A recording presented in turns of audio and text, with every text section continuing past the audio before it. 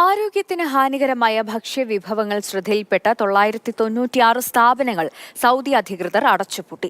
വിവിധ സ്ഥാപനങ്ങളിൽ നടത്തിയ തിരച്ചിലിന്റെ പശ്ചാത്തലത്തിലാണ് നടപടി സ്വീകരിച്ചിട്ടുള്ളത്. ഇക്കഴിഞ്ഞ ഏപ്രിൽ മെയ് മാസങ്ങളിൽ Saudi food and drugs authority സൗദിയിലുടനീളം വിവിധ സ്ഥാപനങ്ങളിൽ നടത്തിയ പരിശോധനയുടെ വിവരങ്ങളാണ് അധികൃതർ അറിയിച്ചിട്ടുള്ളത്.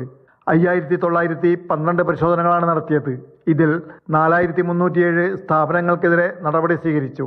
നടപടി സ്വീകരിച്ച സ്ഥാപനങ്ങളിൽ 996 സ്ഥാപനങ്ങൾ സീൽ വെച്ച് അടച്ചുപൂട്ടി. വിവിധ നിയമലംഘനങ്ങൾ കണ്ടെത്തിയ പശ്ചാത്തലത്തിലാണ് നടപടികൾ സ്വീകരിച്ചത്. ആവശ്യമായ ലൈസൻസ് ഇല്ലാതിരുന്ന സ്ഥാപനങ്ങൾ നടപടി സ്വീകരിച്ചവയിൽ ഉൾപ്പെടും.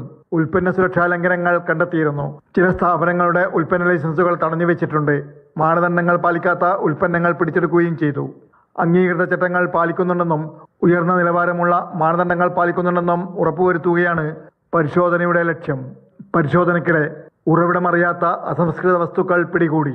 ആരോഗ്യ സർട്ടിഫിക്കറ്റുകളില്ലാത്ത ജീവനക്കാരെയും കണ്ടെത്തി. ട്രക്കിംഗ് സംവിധാനത്തിന്റെ അഭാവം, മലിനീകരണം തടയുന്നതിലെ ശ്രദ്ധയില്ലായ്മ എന്നിവ ചില ഭക്ഷ്യനിർമ്മാണ വിതരണ സ്ഥാപനങ്ങളിൽ കണ്ടെത്തുകയുണ്ടായി. ഇത്തരം സ്ഥാപനങ്ങൾ അടച്ചുപൂട്ടുകയും ആവശ്യമായ നിയമപരമായ നടപടികൾ സ്വീകരിക്കുകയും ചെയ്തിട്ടുണ്ട്. Mathrubhumi news, Riyadh.